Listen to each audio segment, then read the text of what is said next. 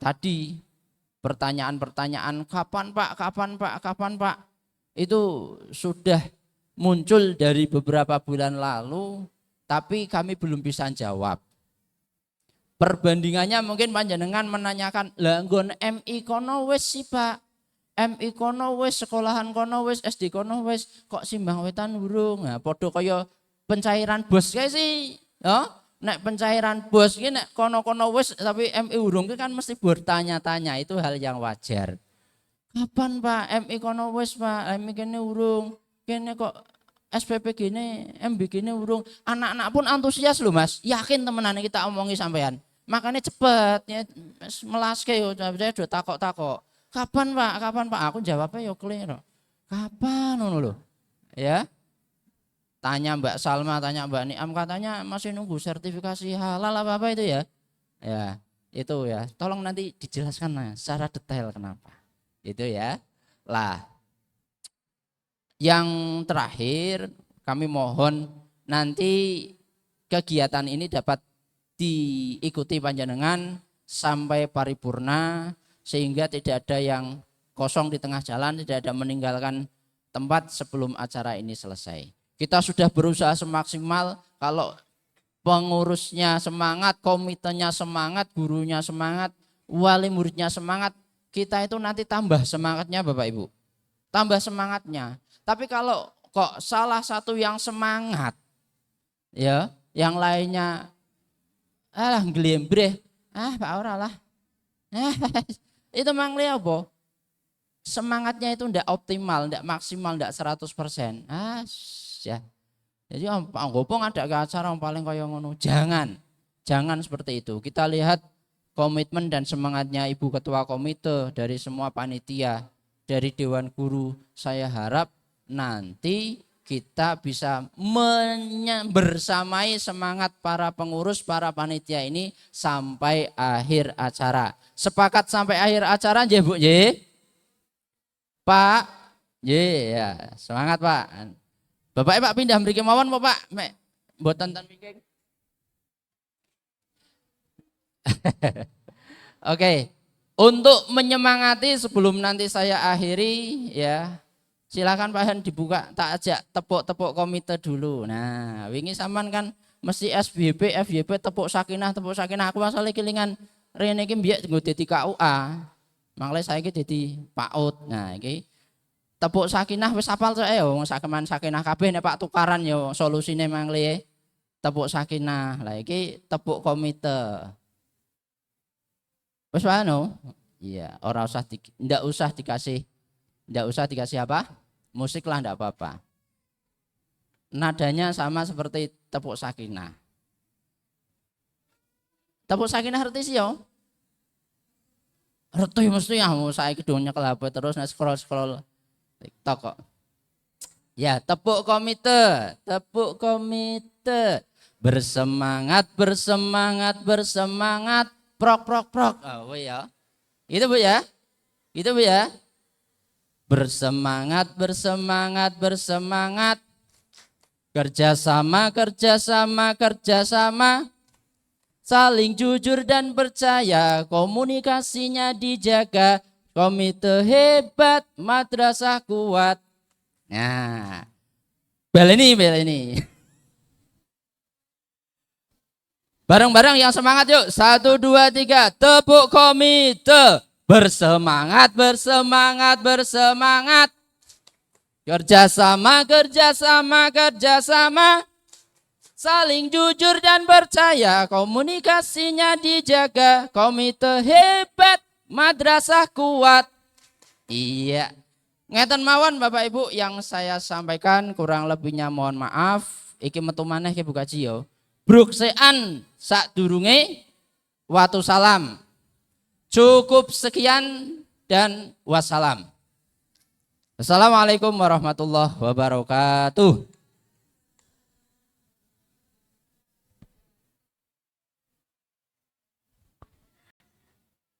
Kepadanya kami haturkan terima kasih.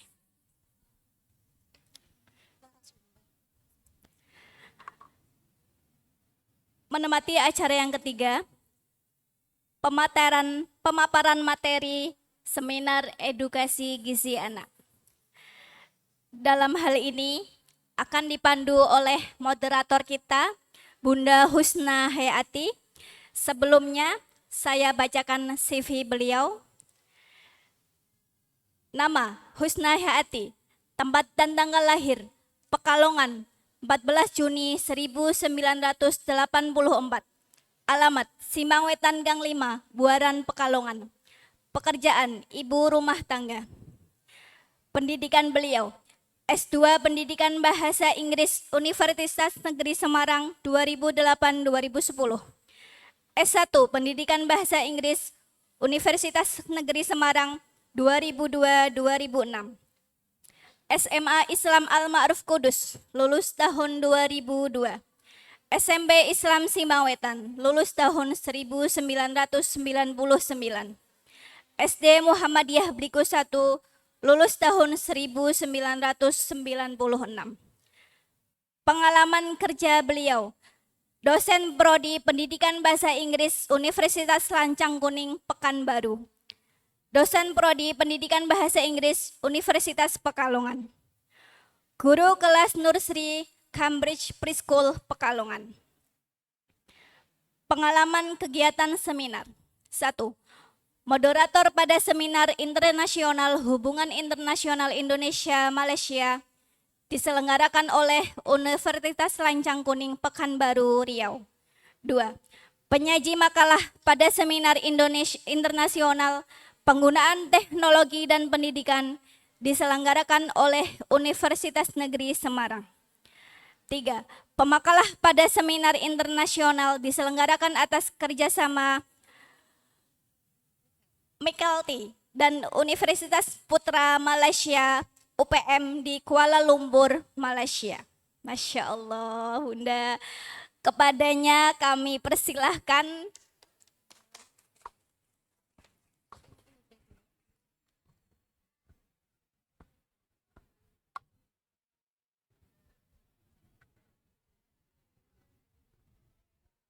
Assalamualaikum warahmatullahi wabarakatuh. Aku Pak Medek ya Bu ya. Pak pengin ndeloki wajah-wajah sing glowing ki lho. Assalamualaikum warahmatullahi wabarakatuh. Semangat nggih Ibu-ibu. Alhamdulillah. Karena pada sesi ini kita sudah memasuki sesi yang ditunggu-tunggu, yaitu pemaparan materi yang nanti akan dipaparkan oleh 3 narasumber kita yang sudah hadir di pagi hari ini. Kemudian nanti sebelumnya saya kasih tahu dulu, spill dulu ini aturan mainnya bagaimana. Biar nanti jenengan ketika mendengarkan itu sakit fokus. Saya kasih tahu dulu aturan mainnya. Jadi ibu-ibu, nanti kita akan mulai pemaparan terlebih dahulu dari masing-masing narasumber secara bergantian. Nanti kalau beliau bertiga itu sudah memaparkan materi, baru akan kami buka sesi tanya jawab. Tanya jawab yang pertama itu akan diisi oleh 3 penanya terbaik. Jenengan tasik kelingan boten wingi dikon ngisi link kali angket. Nah niku hasil dari pertanyaan yang sampun jenengan tulis niku direkap kalih panitia terus dipilih sama narasumber. Jadi yang memilih penanya terbaik adalah narasumber. Tidak ada intervensi dari panitia. Jadi jangan sampai mikir, sing entuk kae mesti bolone panitia kae. Mboten Bu nggih. Soalnya sing milih niku langsung dari narasumber. Jadi nanti 3 penanya yang terbaik akan kami panggil satu persatu untuk maju ke depan dan bertanya sesuai dengan link yang sudah diisi kemarin. Terus nopo wonten hadiah Ibu Bapak? Hadiahnya lah niko. Sing buket-buket niko. Alhamdulillah hadiah niko. Dan nanti kalau itu sudah selesai baru kami panggil lagi pertanyaan berikutnya langsung dari jenengan. Kalau misalkan saya bertanyanya tidak sesuai dengan link yang kemarin, boleh enggak? Boleh. Untuk yang sesi berikutnya. wonten hadiah mboten? Wonten, Bu. Ampun kuatir wonten hadiah. Insya Allah memuaskan hadiahnya. Ngeten Bu nggih? Saged dimulai nggih? Berarti kalau wonten pertanyaan ditahan dulu sampai semua narasumber selesai memaparkan materi. Oke, Bu? Paham nggih? Nggih. Bon kita mulai mawon satu persatu kita panggil narasumbernya. Yang pertama, ini ada Ibu Siti Khotimah, Sarjana Kesehatan Masyarakat. Tepuk tangan dulu dong. Enggak Ibu. Enggak Ibu, pinara. Saya bacakan dulu CV-nya nggih. Kenapa sih Mbak moco-moco CV barang? Biar jenengan yakin bahwa kita itu sudah berusaha semaksimal mungkin untuk menghadirkan narasumber yang memang kompeten dengan tema kita pada hari ini. Ngeten lho Bu nggih. Beliau lahirnya di Kudus 2 Januari 1971.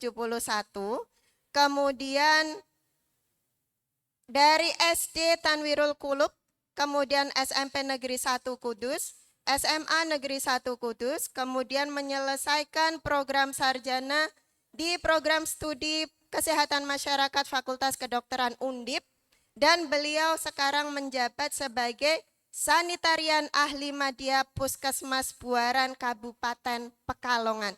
Tepuk tangan dulu.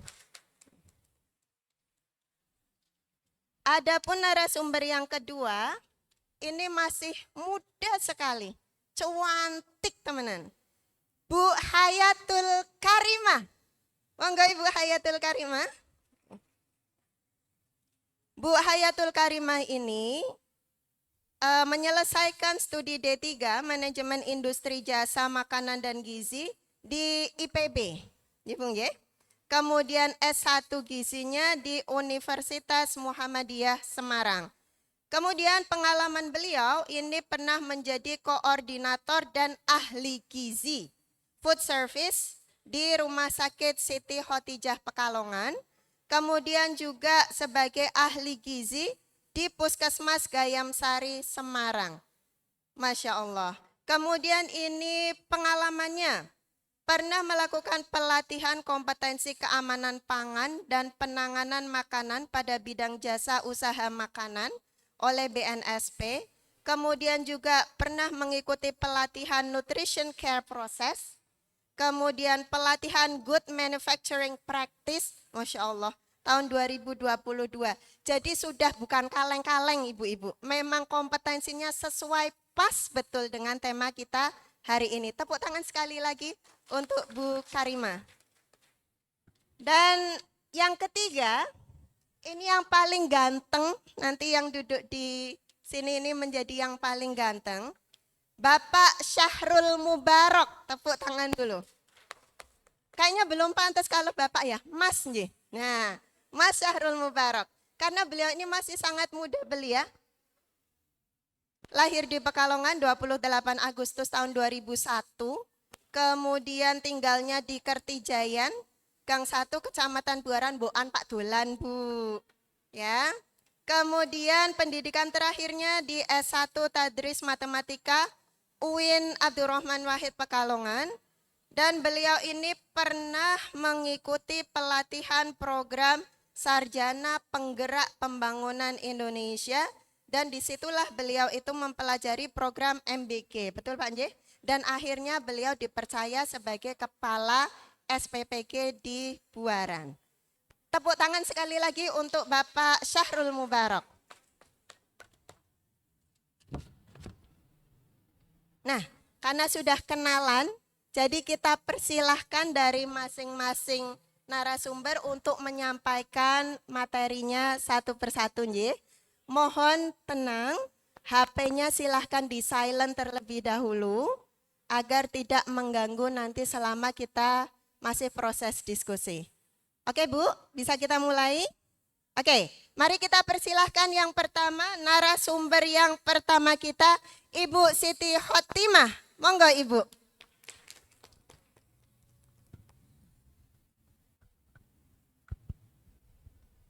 Bismillahirrahmanirrahim. Assalamualaikum warahmatullahi wabarakatuh. Yang saya hormati Bapak Kepala Sekolah MII Simbangwetan, kemudian ini dari forum dari komite murid nggih. Kemudian narasumber kita yang hebat-hebat juga ini ibunya dari moderatornya. Saya speechless ya.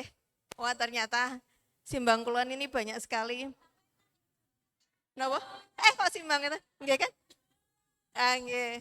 Alhamdulillah ternyata Buaran Simbang Wetan terutama nggih banyak sekali sumber daya manusia yang hebat-hebat ibu-ibu. Jadi saya semakin optimis bahwa nanti program MBG ini tidak akan terjadi masalah-masalah nggih seperti yang pernah ibu-ibu dan bapak dengar ya ataupun dilihat di medsos nggih. Alhamdulillah puja-puji syukur kita panjatkan pada Allah Subhanahu wa taala karena hari ini saya nggih bisa silaturahim pada ibu-ibu semua. Ada bapaknya tadi, 1 apa 2 bapaknya? Mana bapaknya tadi? Tidak ada bapak. Oh sana jempol Pak ya. Di saat negara kita ini nggih banyak sekali masalah tentang ketidakhadiran bapak dalam pendidikan anak-anaknya. Bapak termasuk jempol mau hadir di antara ibu-ibu yang tentunya sayang pada anak-anaknya sehingga mau hadir di sini. Kadang kan seperti ini Bu ya. Aku wis sekolah ke anakku ning sekolahan. Ya wis tak titip ke gurune. Pak dadi apa wae iki wis gurune. Aku ora Pak ngurusi maneh, maksudnya ya wis urusan ibu gurune, kok pinter apa ora urusan ibu gurune. Tapi jenengan alhamdulillah top mau hadir di sini. Berarti mau tahu oh perkembangan anak saya nanti gimana, nggih? Terima kasih nggih ya. Ini nggih pada kesempatan kali ini sebelumnya selawat serta salam kita juga lantunkan pada Rasulullah SAW. Semoga di hari akhir nanti kita semua mendapatkan syafaat dari beliau. Amin ya rabbal alamin ya. Kesempatan pada pagi ini saya sedikit menyampaikan tentang penyelenggaraan dan pengawasan keamanan pangan pada program MBG di sekolah. Nanti untuk masalah MBG-nya bisa disampaikan narasumber ketiga, masalah gizinya sama narasumber kedua. Saya tentang keamanan pangannya Bu. Nggih. Enggak Pak, selanjutnya nggih. Selanjutnya nggih. Lah. Dalam benak Ibu ada pertanyaan enggak, kenapa sih pemerintah kok mengadakan MBG? Makan bergizi gratis. Padahal utangnya negara isih akeh banget. Nggih. Triliunan. Tapi kenapa pemerintah mau memberikan makanan gratis nggih ke anak-anak Indonesia? Juga ada dari sasarannya, ada ibu hamil, ada ibu menyusui, ada bayi balita nggih. Lah ini salah satunya di anak sekolah. Karena apa? Karena nggih 3 permasalahan kesehatan di rentang usia dari 0 sampai itu nggih sampai dewasa nggih sampai lansia itu ada 3 Bu yang untuk di anak-anak sekolah. Yang pertama apa Bu? Stunting. Pun dengar nggih stunting? Pernah tahu nggih stunting? Nggih, Bu pasti tahu stunting. Yang kedua obesitas. Napa Bu? Obesitas. Yang ketiga anemia. Nggih. Nah, setelah ini nggih kemarin dari program-program yang kemarin ada penanggulangan stunting, kemudian yang sampai sekarang masih dilaksanakan nggih penanggulangan stunting, kemudian pemberian tablet FE tambah darah di sekolah-sekolah, terutama yang sudah remaja di MI belum nggih, yang sudah SMP SMA pada anak remaja putri. Nah, ini ada MBG. Buat apa ibu-ibu? Nah ini biar tadi perkara permasalahan gizi nggih di rentang usia di Indonesia ini bisa terselesaikan Kalau tetap stunting, otomatis nanti SDM kita selanjutnya boten pinter nggih Bu, tidak pinter, nggih, tidak berkualitas lah. Kalau obesitas nanti di usia dewasanya nggih akan menjadi terkena penyakit tidak menular, penyakit degeneratif kayak diabetes, napa, tekanan darah tinggi. Nah itu. Dan kemudian kalau yang ketiga, anemi, ini anemi karena makanannya nggih, makanannya kurang bergizi. Sehingga anak-anaknya jadi anemi, nggih, kurang darah, nggih, istilahnya kurang darah. Monggo Pak selanjutnya. Nah ini, ya makanya diadakanlah MBG nggih, makan bergizi gratis untuk memenuhi gizi dan peningkatan pengetahuan gizi terhadap sasaran peserta didik dan non peserta didik. Nggih. Jadi tidak hanya untuk makan gratis Bu, tapi di sini ada terselip peningkatan pengetahuan gizi. Ya, nanti ada seperti itu. Enggak hanya makan gratis, wes makan bar, dapat makan selesai mboten, tapi ada menyelipkan pengetahuan gizi terhadap sasaran peserta, nggih, seperti itu. Selanjutnya Pak. Nggih. Nah, ini. Lah, selain aspek gizi, ini perlu sekali ada ini keamanan pangan, nggih. Biasanya kasus-kasus keracunan itu terjadi pada nih pembuatan makanan komunitas yang banyak, nggih. Jadi porsi banyak, kemudian kurang adanya pengawasan sehingga keracunan itu akan terjadi. Makanya dibutuhkan ini adanya keamanan pangan. Jadi nanti ibunya enggak usah khawatir, ya. Ada ini perhatian ke keamanan pangannya. Nunggu Pak. Nah ini nanti Ibu ya. Jadi kenapa jenengan kok gak dadi Mas untuk MBG-nya kok belum sampai di MII Simbang Wetan. Nah ini salah satunya harus ada persyaratannya. SPPG-nya nggih. Satuan Pelayanan Pemenuhan Gizi itu harus ber-SLHS. Napa niku? Nah, SLHS itu adalah sertifikat layak hygiene sanitasi. Nggih, jadi sebelum beroperasi SPPG-nya harus niki ber-SLHS. Nah, dari SLHS sertifikat itu akan keluar kalau hasil dari penilaian dinas terkait ya, ini terutama dinas kesehatan adalah seperti ini nggih. Bahwa hasil pemeriksaan inspeksi kesehatan lingkungannya itu minimal 80. Kemarin saya sama dari dinas sudah inspeksi. Alhamdulillah sudah baik ya, walaupun belum trial ya, masih belum ada kegiatan di SPPG-nya. Kemudian bahwa pengelola satuan pelayanan itu terlatih. Nggih. Jadi mbak-mbaknya, mas-masnya di SPPG itu sudah terlatih. Dibuktikan dengan sertifikat kursus keamanan pangan. Nggih, jadi pun dilatih. Ora asal tok nggih, sing masak, sing ngracik, sing napa? Niki pemorsian itu semua sudah dilatih ibu-ibu. Jadi enggak usah khawatir, nggih.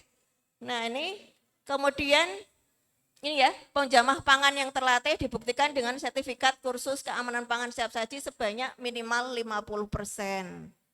Nggih. Dan yang hari ini bahwa ada pemeriksaan sampel. Jadi sebelum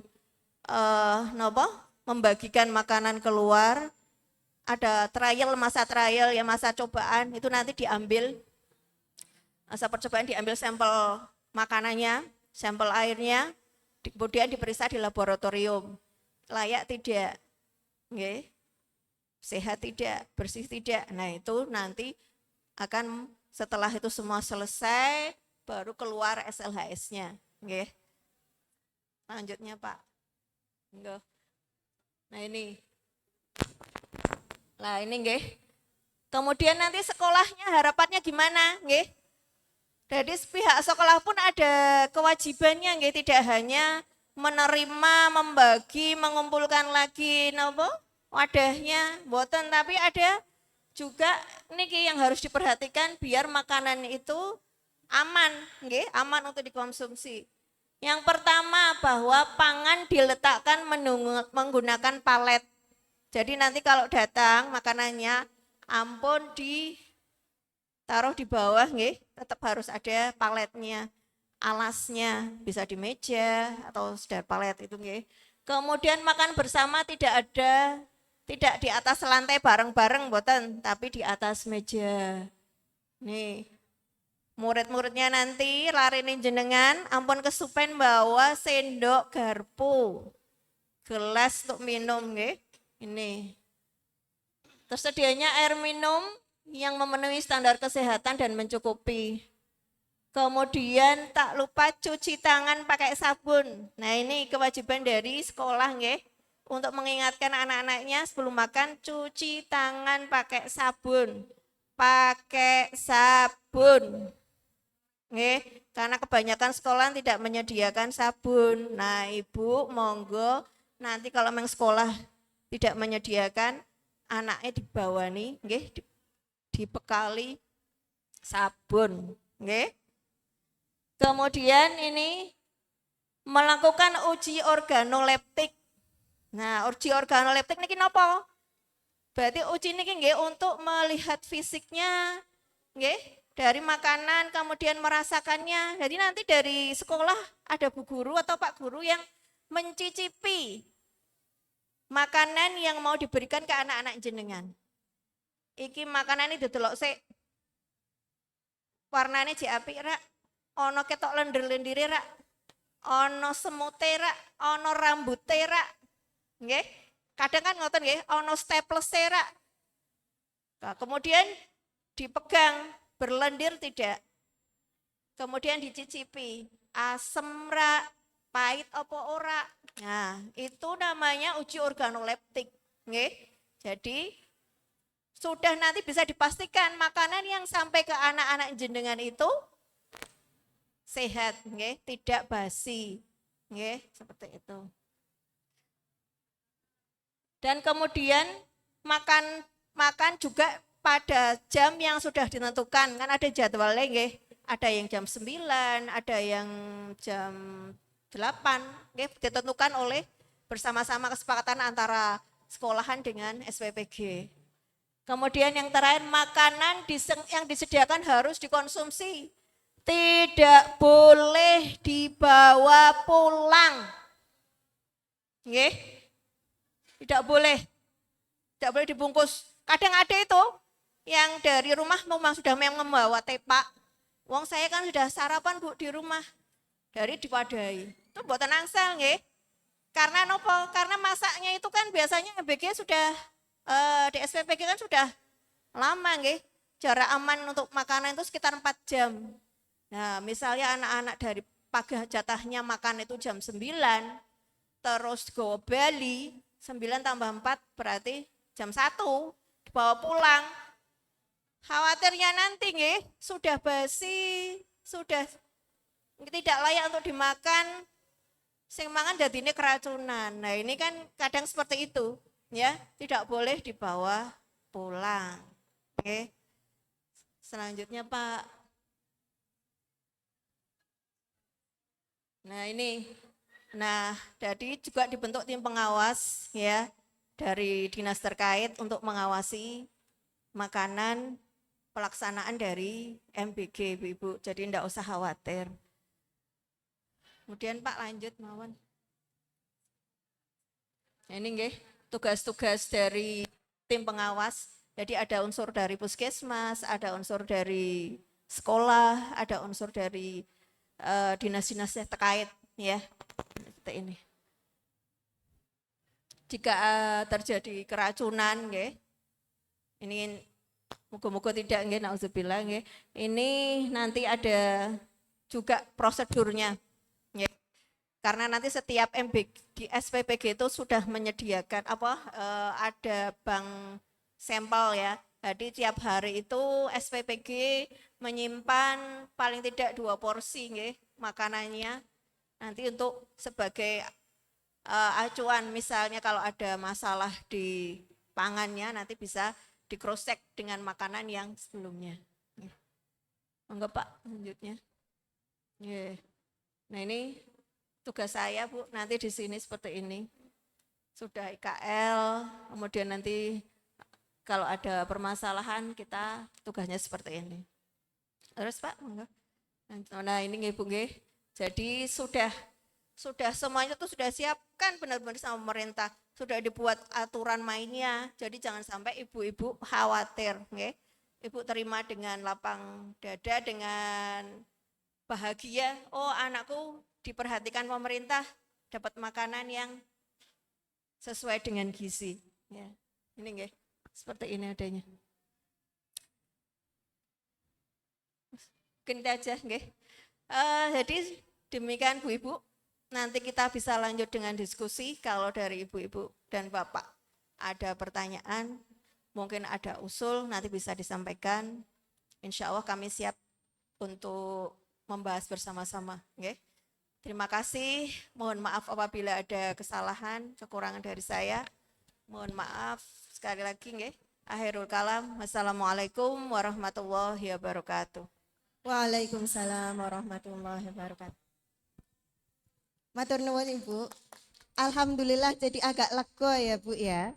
Ternyata untuk syarat membentuk SPPG itu tidak asal-asalan Bu nggih.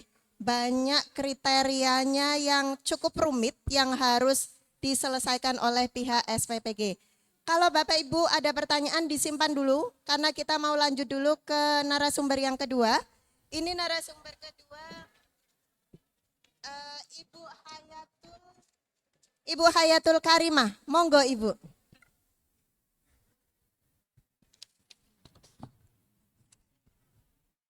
Assalamualaikum warahmatullahi wabarakatuh. Yang saya hormati Bapak Kepala Madrasah, Ibu Siti Khotimah sebagai sanitarian dari Puskesmas, Ibu Moderator, Bapak Ibu Komite serta wali murid yang sudah hadir di pagi hari ini. Alhamdulillah sepertinya semangat ya Bu Ibu ya untuk mendengarkan edukasi gizi pada pagi hari ini. Perkenalkan saya Rima Bu, bisa dipanggil Rima. Di sini saya akan memberikan materi mengenai edukasi pemenuhan gizi pada program MBG.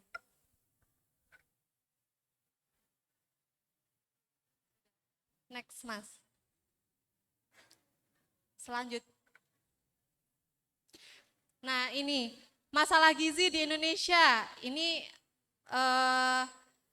biasanya karena asupannya yang tidak seimbang nih, Ibu-ibu. Karena bisa menyebabkan gizi kurang, gizi lebih atau obesitas. Kemudian jika terus berlanjut akan menyebabkan stunting ya kalau gizi kurang. Kemudian biasanya disertai dengan anemia.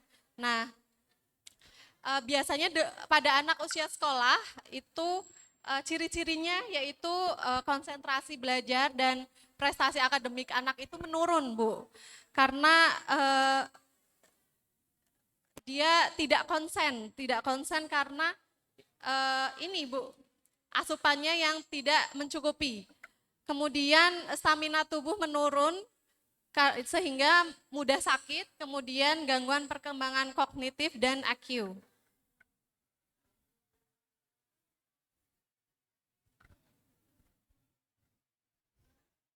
Gizi yang tidak memenuhi itu dapat menghambat pertumbuhan fisik, perkembangan kognitif, dan rasio kesakitan dan kematian, khususnya pada 1000 hari kehidupan ya Ibu. Jadi diperhatikan untuk ketika ibu-ibu sudah dipastikan positif hamil, itu diperhatikan gizinya sampai anak usia 2 tahun. Nah ini adalah masa emas pertumbuhan dan perkembangan. Apalagi pada anak usia sekolah nih juga harus tetap diperhatikan gizinya karena akan dapat mengganggu konsentrasi dan prestasi akademik anak-anak.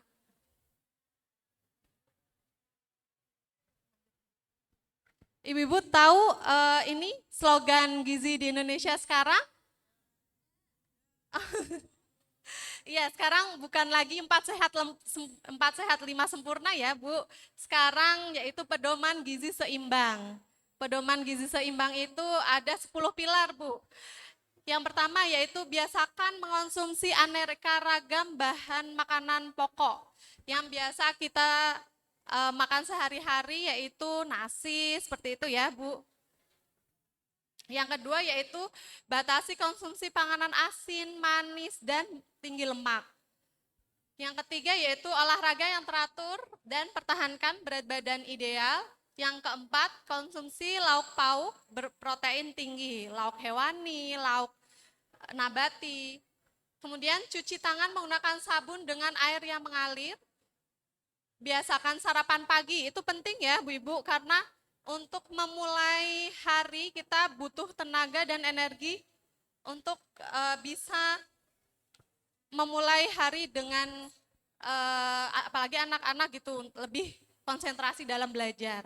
Kemudian minum air putih yang cukup, konsumsi buah dan sayur sebagai sumber serat, biasakan baca label pada kemasan bahan makanan. Nah, ini penting, Bu. Kemudian syukuri dan nikmati aneka ragam bahan makanan. Next, Mas. Nah, ini Bu, gizi seimbang. Apa sih itu gizi seimbang? Ibu-ibu sudah tahu?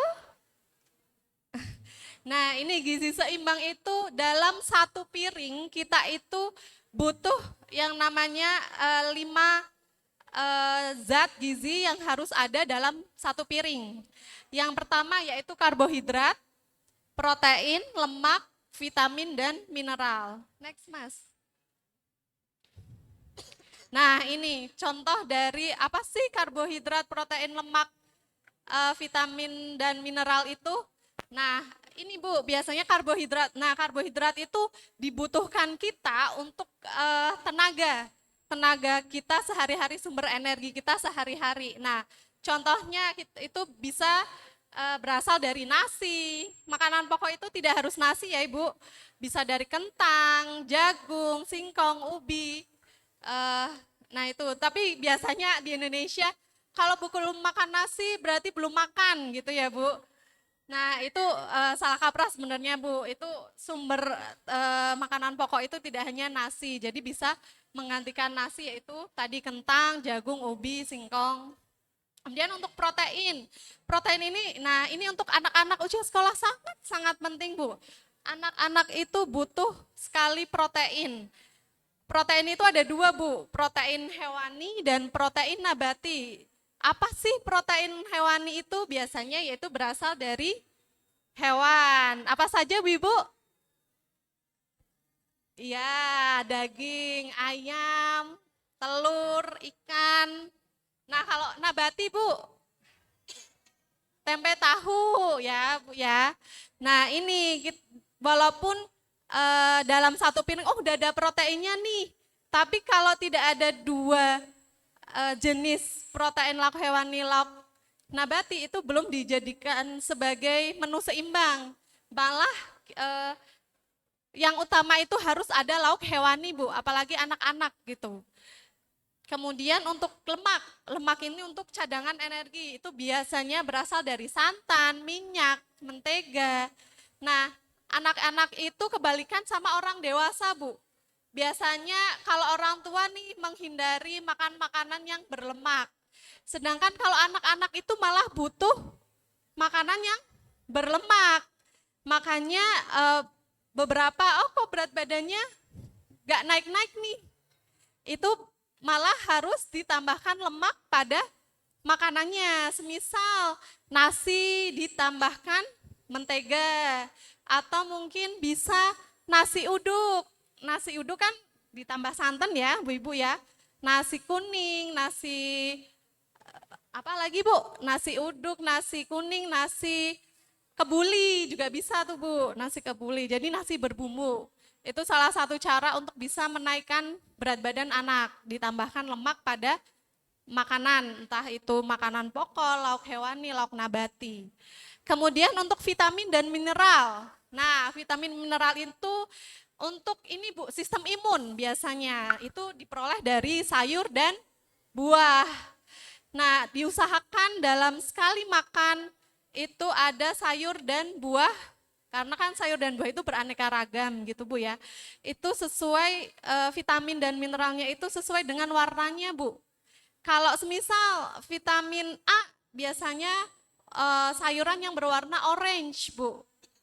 Itu seperti wortel. Kalau untuk zat besi itu biasanya sayur-sayuran hijau. Itu biasanya dari bayam, seperti itu. Next, Mas.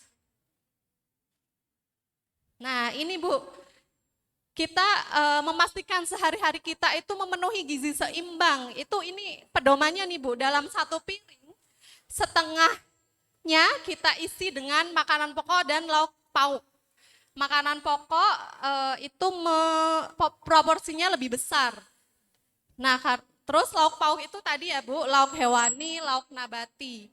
Kemudian setengah piringnya lagi kita isi dengan sayuran dan buah-buahan. Selanjutnya, Mas. Ini biasanya, anak saya sudah makan banyak, tapi kok nggak gemuk-gemuk. Nah, ini perlu diperhatikan nih. Perlu diperhatikan ya Ibu untuk yang pertama, mau berat badan anak itu naik, itu anak harus kondisi sehat. Kalau anak sehat, otomatis nafsu makannya baik ya Bu. Tapi kalau anak sakit, sudah nafsu makannya turun, kemudian makanan yang dimakan itu akan untuk dibuat melawan penyakitnya Bu. Tidak, jadi yang harusnya untuk pertumbuhan dan perkembangan anak, tapi digunakan untuk melawan penyakitnya. Jadi anak akan terus-menerus sehingga dapat menyebabkan gizi kurang gitu Bu.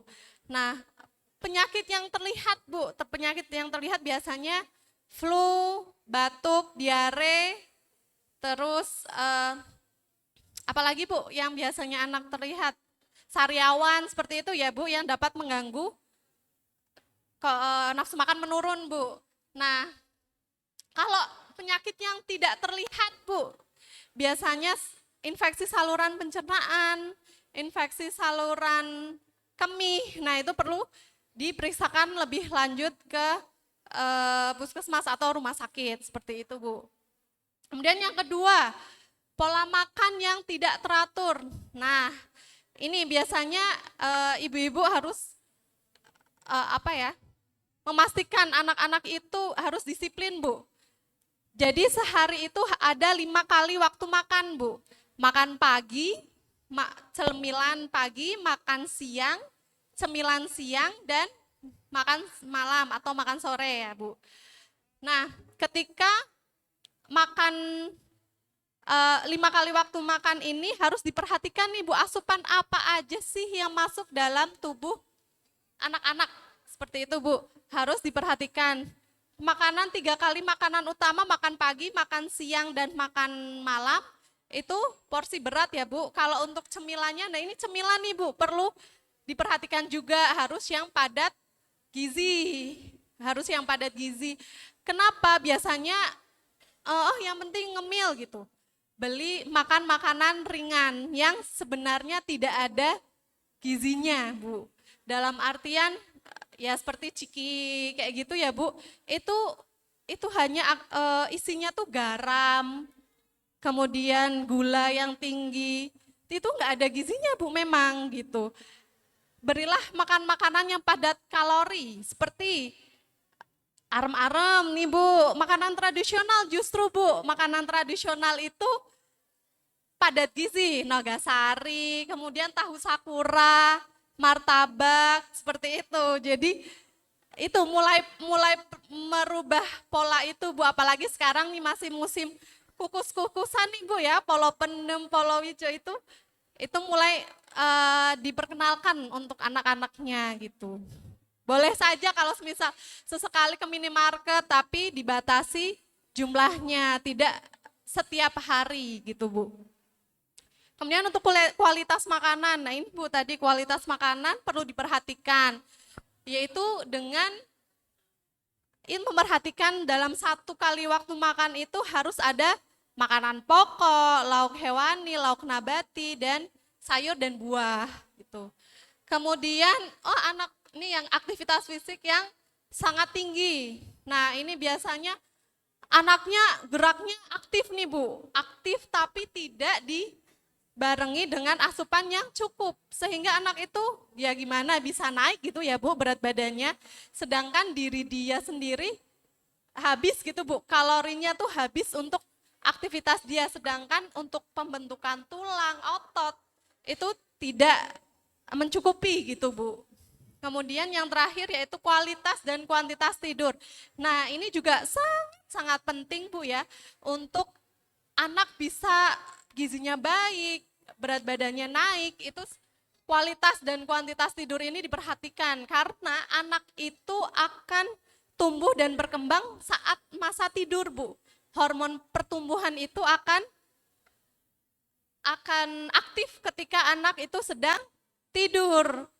Hormon pertumbuhan itu muncul ketika jam 11 sampai jam 2 pagi Ibu. Jadi diusahakan anak-anak itu tidak begadang ya Bu Ibu. Jadi usahakan cukup 8 sampai 9 jam ya Bu ya, sehari kebutuhan tidurnya gitu. Ini adalah contoh nih Bu, ilustrasi menu MBG yang berpedoman pada gizi yang seimbang Bu. Ini ada makanan pokok ya, berupa nasi putih, lauk hewaninya ayam Bu, ayam disemur Bu. Kemudian ada tempe bumbu kuning, capcay dan jeruk buahnya. Nah ini ada porsi kecil dan porsi besar. Untuk rencananya pada program MBG ini terdapat 2 porsi ya Bu, 2 jenis porsi besar dan porsi kecil. Porsi kecil untuk kelas 1 dan kelas 3, kemudian untuk porsi besar itu untuk kelas 4 dan sampai dengan kelas 6. Karena menyangkut usia dan aktivitas fisiknya yang pasti berbeda ya Bu. Lanjut Mas. Nah ini perlu diperhatikan juga nih Bu, perilaku hidup bersih dan sehat. Nah untuk anak sehat ini perlu diperhatikan pola hidupnya ya Bu ya. Yang pertama yaitu mencuci tangan sebelum makan. Mencuci tangan sebelum makan dan jangan hanya mencuci tangan ya Bu Ibu, kuku-kukunya diperhatikan. Apalagi dengan adanya program MBG ini selalu diperhatikan karena anak akan makan di sekolah. Jadi kuku-kuku tidak hanya cuci tangan tapi kuku-kuku juga diperhatikan. Lalu menutup makanan yang disajikan yang akan menghindarkan makanan dihinggapi lalat dan binatang serta debu sumber penyakit. Selalu menutup mulut dan hidung bila bersin, menggunakan alas kaki agar terhindar dari penyakit kecacingan Bu. Kemudian melakukan aktivitas fisik. Selanjutnya Mas. Nah, jadi seperti itu ya Bu Ibu, bahwa gizi seimbang itu pada anak usia sekolah itu sangat penting ya Bu Ibu. Jadi ada apa tadi Bu? Karbohidrat, protein, lemak, vitamin dan mineral ya. Diharapkan dengan program MBG ini memperkenalkan anak-anak gitu Bu, untuk bisa membiasakan makan makanan yang bergizi seimbang. Nah saya berharap tidak hanya di sekolah mendapatkan porsi gizi seimbang, tapi bisa ditiru oleh Bapak Ibu di rumah, dilanjutkan gitu loh Bu, dengan makan sarapan pagi dan makan malam yang serupa gitu Bu, dengan porsi gizi yang seimbang gitu. Baik, terima kasih. Terima kasih Ibu-Ibu perhatiannya. Saya mengucapkan terima kasih atas perhatiannya. Wassalamualaikum warahmatullahi wabarakatuh. Waalaikumsalam warahmatullahi wabarakatuh. Terima kasih Mbak Rima. Nah, ternyata Dewi ki salah kabeh selama ini ya Bu ya. Maeme apa nak nugget? Maeme apa nak sosis? Ya bener Bu. Jebule salah. Ternyata yang betul yang tadi sudah disampaikan Bu Rima itu bahwa harus ada gizi yang seimbang. Kalau masih mau bertanya lagi seperti apa sih contoh lainnya yang gizi yang seimbang itu. Kemudian lagi tadi ada 10 pilar ya Bu ya. 10 pilar itu salah satunya baca label kemasan. Baca label kemasan jenengan nek lihat apa beli di Indomaret, beli di supermarket gitu tuh sok diwaos mboten Bu kemasane. Mboten ya. Nah, mungkin nanti bisa bertanya itu kepada Mbak Rima itu kira-kira label yang seperti apa yang harus kita waspadai? Atau bilangnya red flag ya kalau sekarang. Nah, yang seperti apa yang harus kita waspadai agar jangan sampai kita terlalu banyak memberikan kepada anak-anak kita. Kalau ada pertanyaan lain disimpan dulu Bu Nje. Kita lanjut dulu ke narasumber yang ketiga yang paling ganteng, Mas Syahrul Mubarak. Monggo Mas. Silakan. Bismillahirrahmanirrahim. Assalamualaikum warahmatullahi wabarakatuh.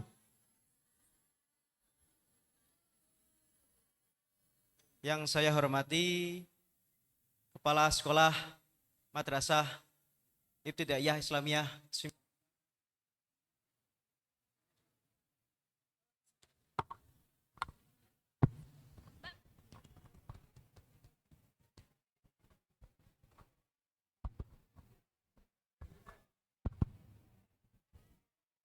Kemudian selanjutnya yang saya hormati dari Ibu Siti Khotimah sebagai sanitarian Puskesmas Buaran. Selanjutnya para ibu-ibu komite serta para wali murid, Bapak Ibu yang berbahagia. Sebelumnya saya di sini sebagai Kepala SPPG Buaran Simbang Wetan yang nantinya akan mendistribusikan makanan kepada para anak-anak jenengan sekalian.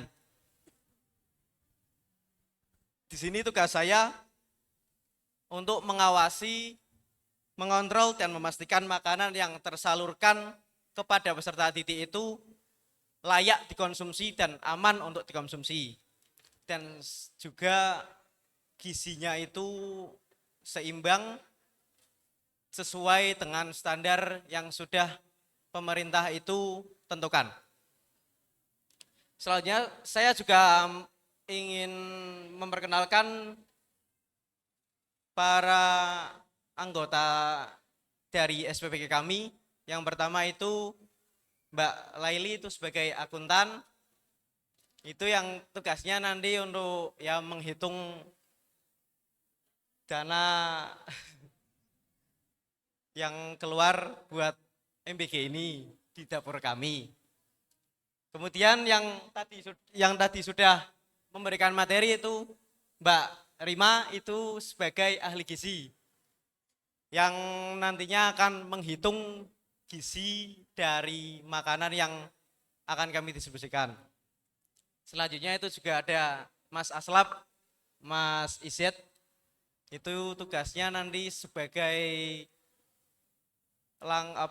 berhubungan langsung dengan sekolah-sekolah dan ya siap menerima saran dan kritik jenengan. Misal ada saran atau kritik itu bisa langsung disampaikan, itu bisa langsung bilang ke PIC dari sekolah, nanti bisa disampaikan kepada Mas Isyet, kemudian sampai ke saya. Terus selanjutnya itu ada Mbak Putri itu sebagai quality control dari bahan baku. Jadi nanti sebelum makanan itu kan pasti ada bahan baku lah, itu Mbak Putri itu sebagai quality controlnya yang pastinya menjamin kualitas bahan baku itu baik dan layak untuk dikonsumsi. Dan selanjutnya itu ada Mbak Salma sebagai PIC yayasan. Itu tugasnya untuk ya menerima supplier-supplier yang sekiranya itu baik dan pastinya bisa menjamin kualitas makanan dari SPPG kami. Terus langsung saja kita masuk ke materi ya. Enggak, Mas.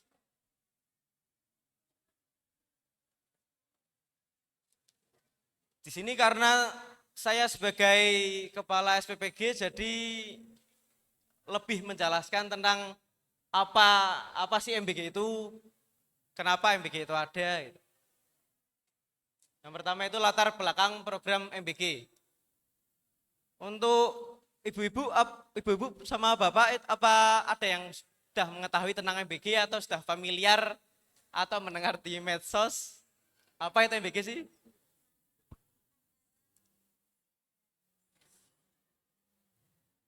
B-nya itu bergizi ya Bu, bukan yang beracun. Niku ya kalau beracun itu ya mungkin kurang pas aja. Ya sekarang juga udah seperti yang tadi Ibu Sitiawati sampaikan, sekarang dalam proses dapur itu harus sudah melalui proses ya, yang pertama itu PKP itu ya penjamin kualitas pangan, itu semua dari relawan sudah mengikuti itu.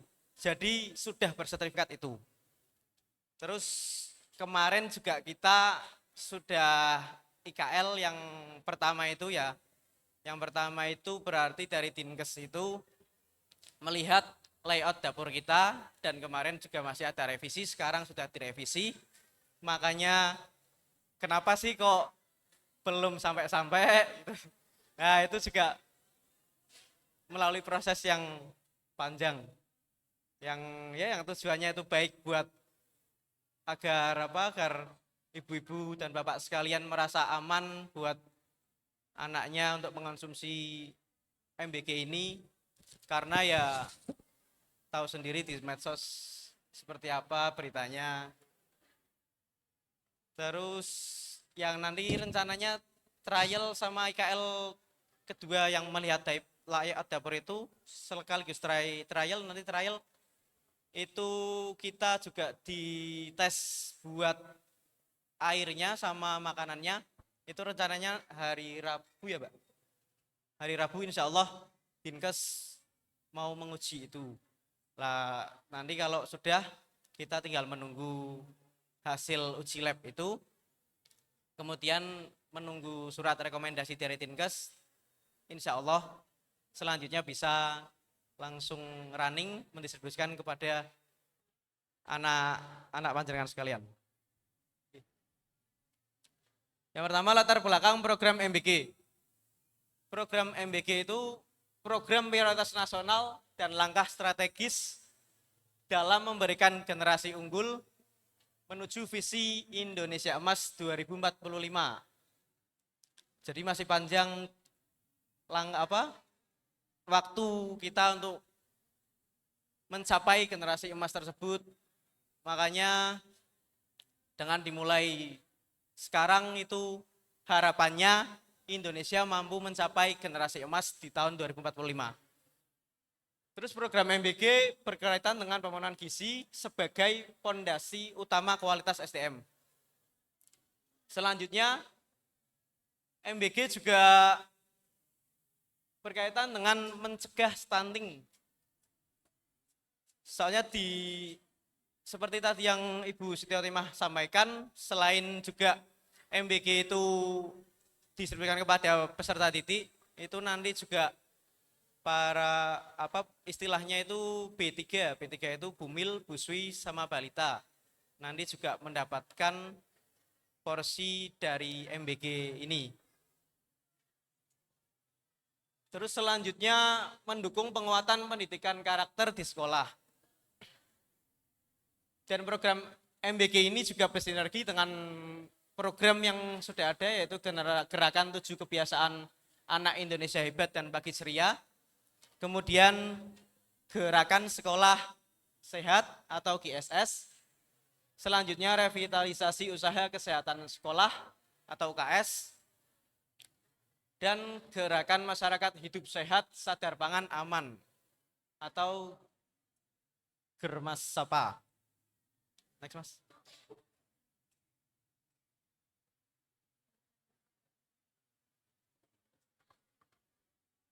Dasar hukum dari MBG itu sendiri yang pertama undang-undang terkait gizi dan pendidikan, yaitu Undang-Undang Nomor 17 Tahun 2023 tentang kesehatan, serta Undang-Undang Nomor 20 Tahun 2003 tentang Sisdiknas. Selanjutnya itu Peraturan Presiden Nomor 12 Tahun 2025 tentang Rencana Pembangunan Jangka Menengah Nasional tahun 2025 sampai 2029. Selanjutnya itu Peraturan Presiden Nomor 83 Tahun 2024 tentang Badan Gizi Nasional. Badan baru yang dibentuk emang khusus untuk MBG ini. Selanjutnya terakhir itu Peraturan Presiden atau Menteri penetapan MBG sebagai proyek strategis nasional. Lanjut, Mas.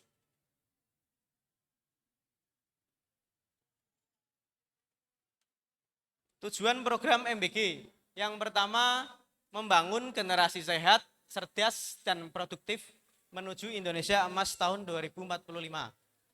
Seperti yang tadi saya jelaskan itu, nah ini tujuan program dari MBG.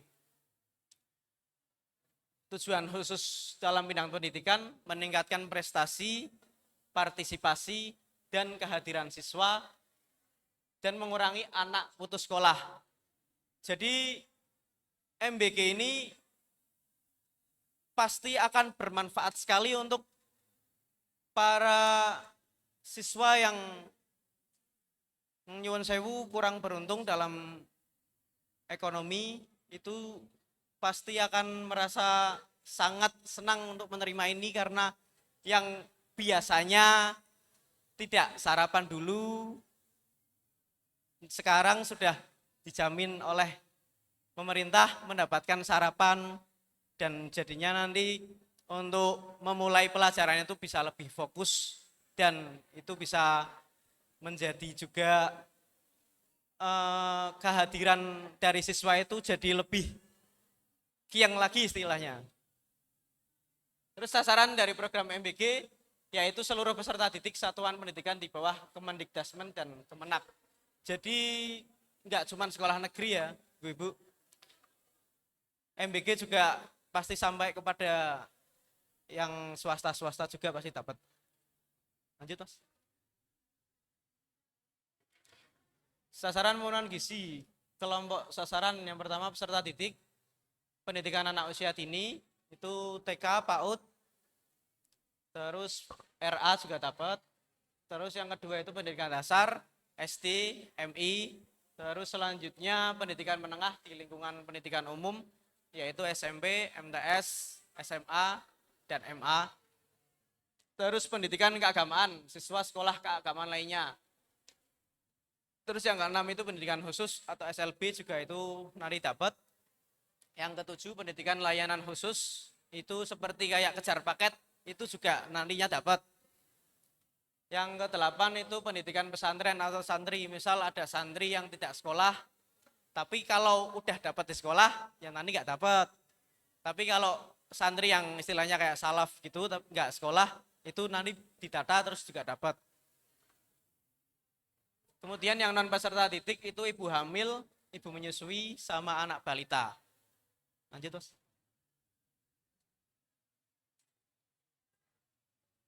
Penting juga untuk dicatat bahwa program MBG juga dirancang untuk menggerakkan ekonomi lokal dengan melibatkan UMKM, petani, dan nelayan dalam rantai pasokannya. Dengan melibatkan pelaku usaha lokal, program ini dapat memberikan dampak positif pada kesejahteraan masyarakat secara lebih luas. Jadi tidak hanya peserta didik yang mampu, yang merasakan dampaknya, tapi juga para pelaku ekonomi lokal itu juga pasti akan merasakan dampaknya. Seperti kayak petani yang dulunya itu ya harus ke pasar untuk pasokannya, sekarang bisa langsung karena ada program MBG ini jadi lebih istilahnya lebih mudah lah untuk mendistribusikannya. Terus juga nelayan, karena kan pasti nanti ada menu tentang ikan-ikan juga. Jadi ya mereka juga terdampak positif dari program MBG ini. Terus juga nanti kalau misal ada UMKM lokal yang sekiranya mau itu memasok itu juga bisa, yang penting siap dalam porsi banyak. Nanti kalau misal badan usaha perorangan itu bisa nanti lewat koperasi. Nanti kita dari yayasan juga menyediakan koperasi untuk ya sebagai jembatan terhadap UMKM lokal itu. Soalnya dalam MBG itu nggak gampang asal transfer gitu. Jadi harus ada dari laporan itu transfer yang ada badannya itu. Misal CV, PT. Tapi kalau misal perorangan jadi atas nama pribadi itu nggak boleh. Soalnya kalau di laporan nanti kena audit. Jadi ya kalau misal ada UMKM lokal mau memasok bahan baku itu bisa lewat koperasi yayasan. Yang penting ya koordinasi dengan baik sama kita. Lanjut Mas.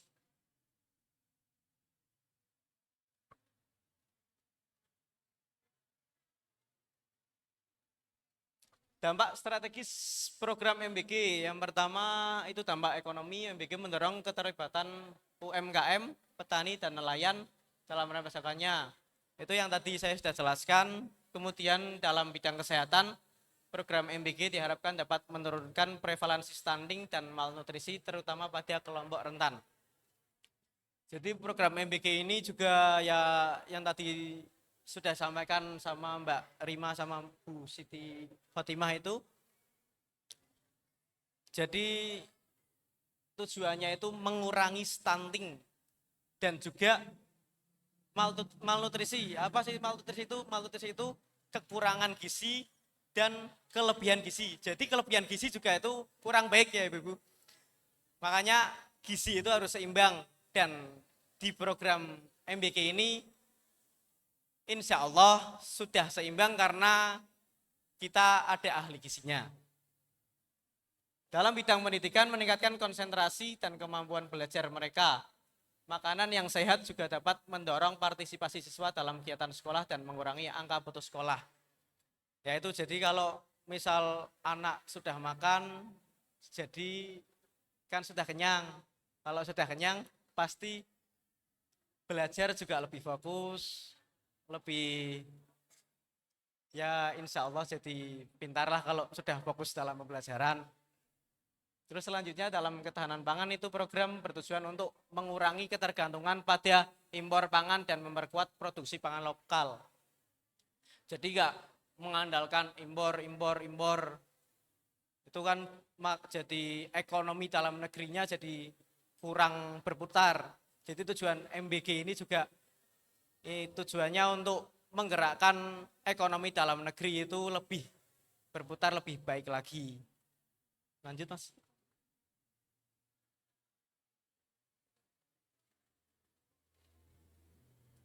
Kebijakan program MBG di satuan pendidikan. Yang pertama, program MBG adalah prioritas nasional untuk SDM unggul. Yang kedua, keberhasilan bergantung pada kejelasan peran, tugas, dan tanggung jawab setiap pemangku kepentingan. Jadi di sini yang bukan cuma tugas dan tanggung jawab pemerintah sama dapurnya saja. Jadi kami juga berharap sekali kepada para guru sama orang tua itu membantu kami.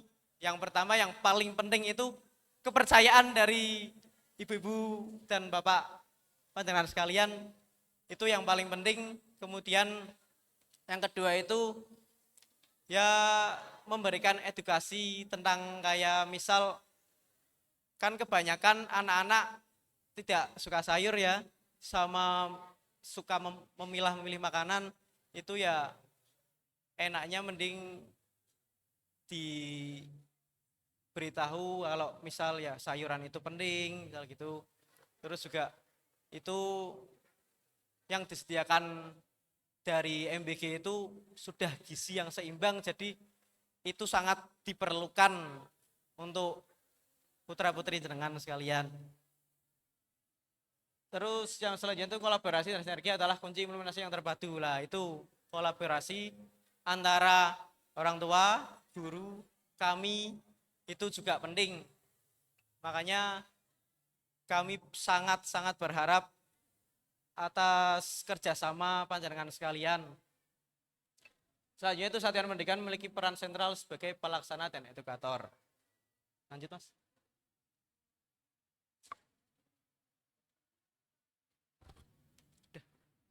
Ada videonya. Nah itu di satu-satu ada 3 video. Yang pertama dulu kayak diklik itu, diklik, bisa diklik. Nah itu dulu. Ini ada beberapa cuplikan video yang saya ambil dari TikTok untuk ada suaranya Mas? Bisa ada suaranya? Untuk sedikit gambaran kalau program MBG ini sangat-sangat diharapkan sama peserta didik.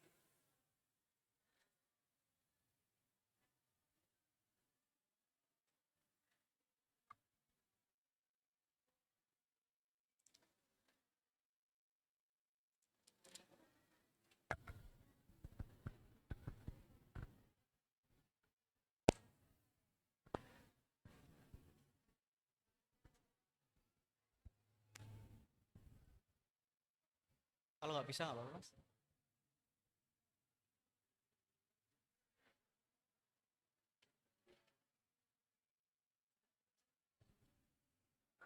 Kalau misal nggak bisa juga nggak apa-apa.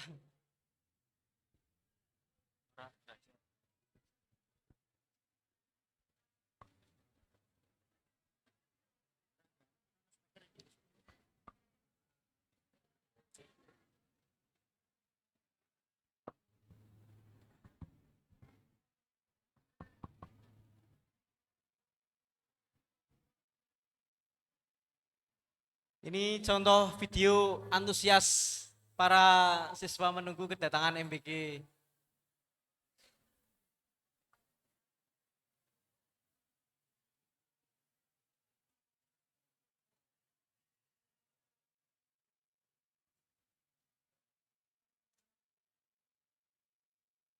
Jadi kami juga mengharapkan semoga para siswa sekalian itu juga bisa seperti yang di video ini, yang antusias menunggu kedatangan kami.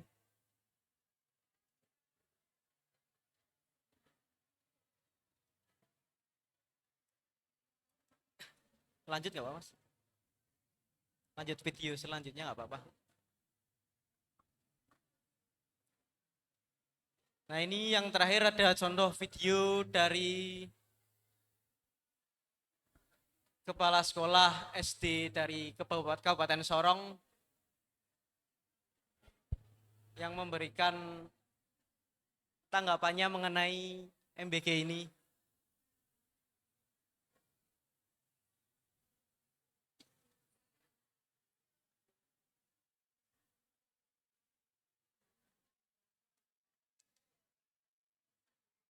Di sini beliau menjelaskan kalau program MBG ini sangat bermanfaat dan sangat dinantikan di daerah mereka, dan berharap juga semoga MBG tidak dihentikan.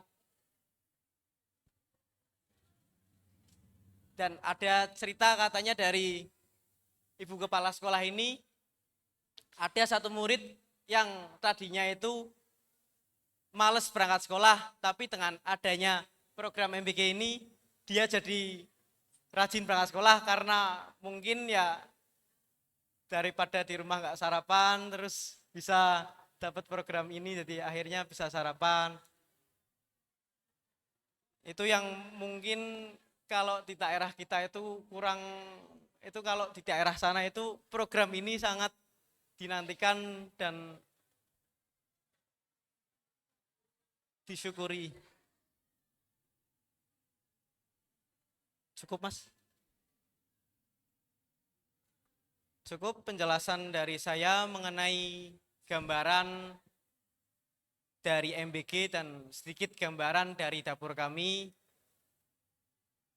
Jadi mohon doanya untuk para ibu dan bapak sekalian agar semoga proses yang kami temui ini bisa dilancarkan dan bisa cepat untuk mendistribusikan MBG kepada putra-putri jenengan sekalian. Untuk perhatiannya saya ucapkan terima kasih. Wassalamualaikum warahmatullahi wabarakatuh. Waalaikumsalam warahmatullahi wabarakatuh. Terima kasih Pak Sahrul. Tepuk tangan lagi dong Bu Ibu, Bapak-bapak. Ya. Sebelumnya saya mau tanya Mas Sahrul. Nanti kalau pas puasa itu terus apakah MBG-nya diwujudkan dengan bentuk roti, mbokan, apa susu kotak atau gimana niku? Saya sedikit menjelaskan tentang itunya aja ya Pak. Untuk apa? Pendistribusian itu kita 6 hari operasional. Tapi berarti kan kalau di sekolah MI itu liburnya Jumat, ya Pak. Berarti nanti kita 4 hari itu menu basah. Menu basah itu ya kayak tadi yang diompreng itu. Dan untuk Jumat sama Sabtunya itu diganti menu kering. Menu kering itu ya seperti kayak misal telur, terus ya biskuit bisa, atau roti-roti, terus buah juga ada. Terus ya kayak misal kalau misal sayurannya itu nanti bisa diganti kayak keripik bayam gitu. Ya terus keripik tempe gitu juga. Ya contohnya kayak gitu. Dan berarti nanti yang menu kering itu dapatnya di hari Kamis. Berarti Kamis itu dapat 2 menu, yang satu menu basah, yang satu menu kering. Yang menu keringnya itu yang dirapel Jumat sama Sabtu. Jadi misal anggarannya 1 hari 10.000, jadi menu keringnya bisa dapat nominal 20.000 itu. Tapi berbentuk makanan. Ya, untuk bulan puasa juga ya kami pasti membersihkan menu kering ya. Masa apa anak-anaknya puasa? Pasti. Ya jadi kita untuk puasa itu mendistribusikan menu kering seperti yang Kamis itu dapat menu kering seperti itu. Dan mungkin kalau misal sekolahnya itu berangkatnya kalau puasa nggak full itu ya nanti bisa diatur kalau menu kering misal 6 hari kan 6 hari pengiriman harusnya. Tapi berangkatnya misal 3 hari ya itu bisa dapat 1 hari itu dua berarti 20.000 gitu. Paham? Nggih. Apa nanti pertanyaan nanti aja ya. Nanti disambung pertanyaan mungkin Pak Sahrul ya. Ya, monggo benar ini. Ya. Oke, matur nuwun, terima kasih untuk kepada ketiga narasumber kita. Tepuk tangan dulu Bapak Ibu. Nah, untuk sesi berikutnya kita mengundang 3 penanya terbaik. Tapi sebelumnya minta tolong kepada petugas yang bertugas untuk membagi hadiah, Bunda Elvi ya, Bunda Elvi sama Bunda Tuti. Oke, untuk mempersiapkan dulu hadiahnya. Oke. Ini saya bacakan satu persatu ya, ibu-ibu ya. Siapa saja yang apa namanya? Yang terpilih sebagai penanya terbaik. Sekali lagi kami ingatkan bahwa yang terpilih itu dipilih langsung oleh narasumber. Jadi bukan panitia. Oke, yang pertama kita panggil mawon Ibu Ika Alaina Ulia. Hadir Ibu? Ibu Ika. Oke, monggo Ibu maju ke depan Ibu. Tepuk tangan kepada Ibu Ika Alaina. Terima kasih sekali untuk partisipasinya sudah memberikan pertanyaan yang sudah direkap oleh panitia.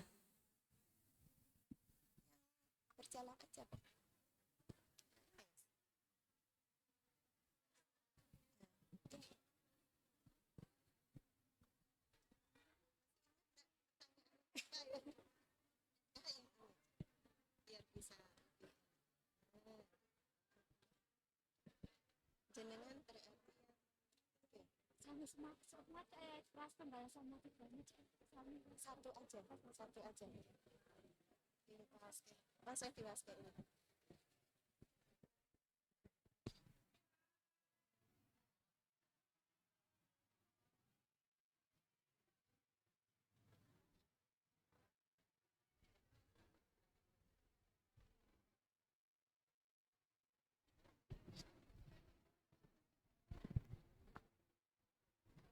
Assalamualaikum warahmatullahi wabarakatuh. Kula saking wali murid Muhammad Riha Fakih Basam, yaitu pertanyaannya tentang MBG ya Bu. Kenapa bisa ada keracunan? Kemudian bagaimana cara mengatasinya? Cukup sekian, terima kasih. Terima kasih. Singkat, padat, jelas. Ini kira-kira nanti siapa yang mau menanya apa? Yang menjawab? Hadiahnya dulu Ibu. Hadiahnya, ya. Alhamdulillah rezeki istri soleha. Di foto apa enggak? Ya, foto dulu. Matur nuwun Ibu. Singkat, padat, jelas. Tentang MBG, kenapa sih bisa ada yang keracunan dan cara mengatasinya bagaimana? Silakan Pak Syahrul yang menjawab. Oh, monggo.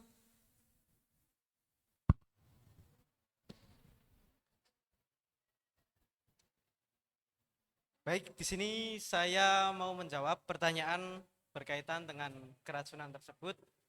Mohon maaf, saya bawa catatan. Saya catat dulu itu untuk apa, kenapa bisa ada keracunan, terus solusinya juga saya catat dulu biar penyampaiannya lebih jelas.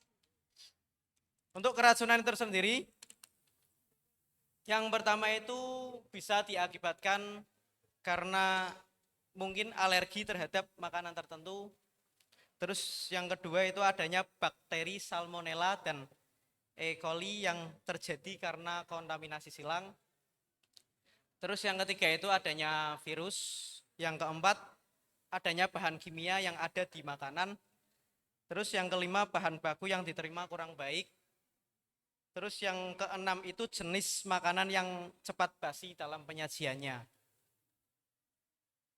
Cara mengatasi masalah tersebut atau mencegahnya itu dengan yang pertama, dari kami pasti akan menjamin kualitas bahan baku mentah yang diterima dari supplier, yaitu bahan baku yang pasti berkualitas. Jadi sebelum bahan baku itu masuk, pasti nanti kita cek tentang gramasinya, misal gramasinya itu harus sesuai yang kami pesan sama yang datang itu harus pas.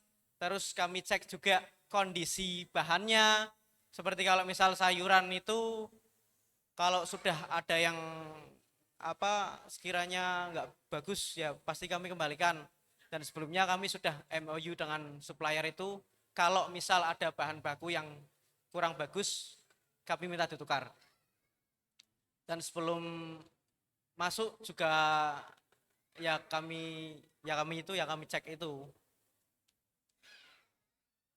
Terus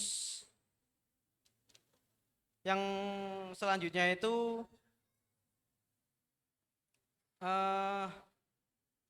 kami menjamin dalam proses pengolahan sampai distribusi selalu mengikuti prosedur sehingga mampu mengurangi kontaminasi silang. Jadi setiap relawan itu kalau masuk dapur pasti sudah bersih. Jadi baju itu tersendiri atau seragam yang dipakai itu nggak boleh dipakai dari rumah. Jadi harus dipakai